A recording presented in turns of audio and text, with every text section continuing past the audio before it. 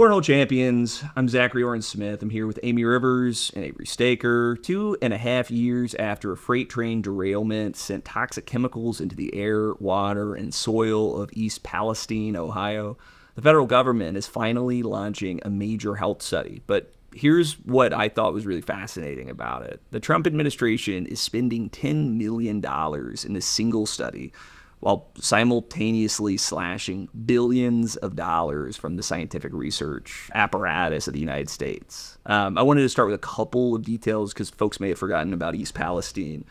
February 3rd, 2023, a Norfolk Southern train derailed involving 38 cars carrying hazardous chemicals, including vinyl chloride, butyl acetate, ethylene glycol, and benzene residue.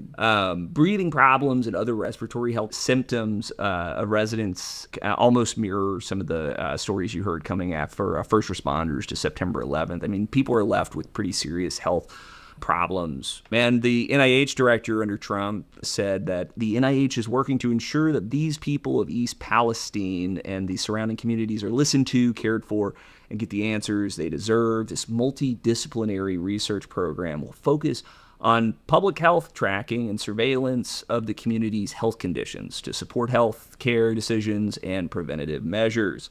What do you guys make of kind of this announcement from the Vice President, J.D. Vance? If public health was like genuinely a priority, they would be investing more than like 10 million pretty specific dollars into a pretty specific incident. Like, we would have this, and we would have a qualified HHS secretary that doesn't fire the immunization board.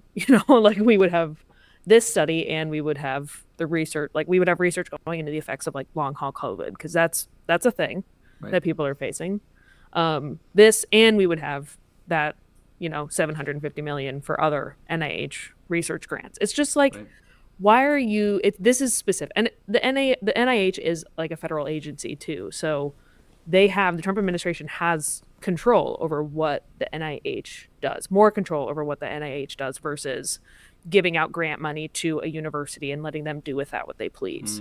So it's just really like, it's just interesting that they use these loose definitions of DEI and government efficiency to take away all this grant money from research studies that they can't necessarily control.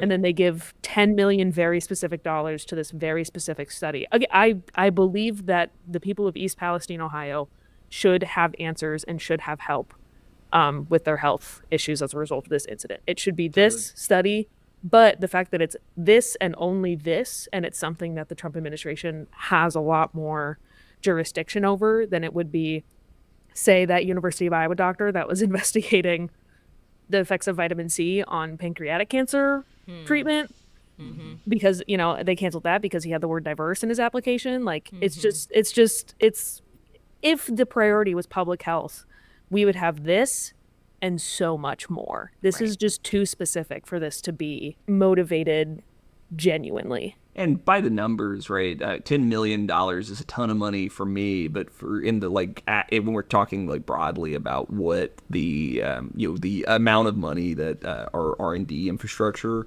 relies on, the Trump administration has proposed cutting the National Institute of Health by 37%. That's 1,400 research grants that are valued at more than $750 million. $10 million is a lot of money. But when we're taking the fuel out of the robust infrastructure we have for studying the impacts of health, for research for new drugs, for research for new treatments, for trying to better understand how things like when we poison our environment with derailment like this, kind of what those impacts look like and how we should respond.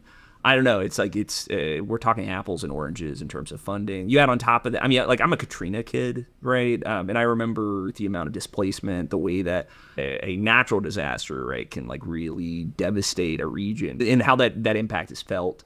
There's a CNN article that I'll link where they talk with someone who says, a resident of East Palestine, who says, this is this feels like lip service. Yes, we're glad that they are putting money towards researching this, but, like, little too late, right? The damage has already been done. My kid already has asthma, right? Yeah. The damage was done, too. That whole story was infuriating. Like, the company decided to blow up its own train cars and let them burn openly for days. Like, there's so much that went wrong with this. You know, you just hope at the end of the day, like, folks in East Palestine are getting some relief from this. Yeah. Because it was just such a thing. Depending on what those specific chemicals are used for, like, this is the type of study that could help out a state like Iowa, who's facing a huge water crisis because we have a shit ton of nitrates in our water. Like, that's the kind of stuff that I'm like, we should be researching this, but also, like, a $10 million study in a very specific part of Ohio where the disaster happened 2 years ago. You know, like, what actual accountability is going to come from this? Because this is like a corporate accountability situation, as it would be, you know, applying this research to a state like Iowa, where, you know, there are corporations, large farms that are dumping hazardous chemicals into our waterways. And it's just, but it's like, that's not the Trump administration's brand. Their brand is not corporate accountability. It's political theater and helping their rich friends get richer. So it's just not, it doesn't feel genuine. A little bit of good news is that a judge did block the executive order that was freezing $9 billion held by the National Science Foundation, already appropriated by Congress, from being hamstrung by the Trump's administration's freeze. Potential there that some of this funding could continue to get out to labs that kind of depends on this R&D infrastructure. And with that, Amie, can we take a break? We can.